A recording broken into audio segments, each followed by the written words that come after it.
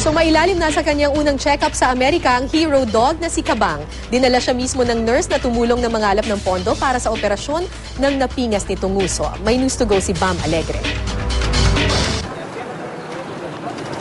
Nakaantig sa maraming tao sa iba't ibang panig ng mundo ang kwento ng asong si Kabang.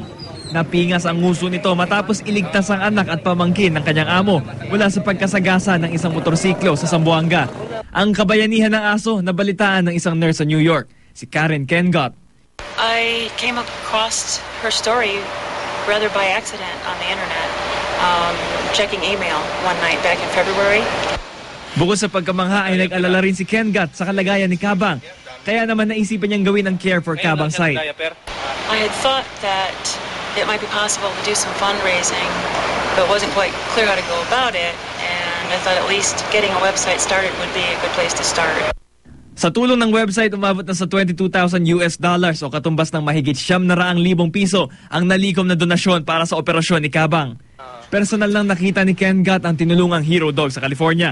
Katunayan, siya pa nga ang nagdala rito para sa kanyang unang check-up sa UC Davis Veterinary Teaching Hospital.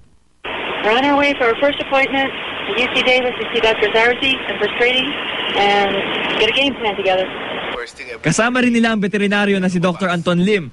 Espesyal daw ang naging pagsalubong ng mga doktor at staff ng ospital kay Kabang, pero ipinagbawal ang pagkuha ng anumang video o litrato.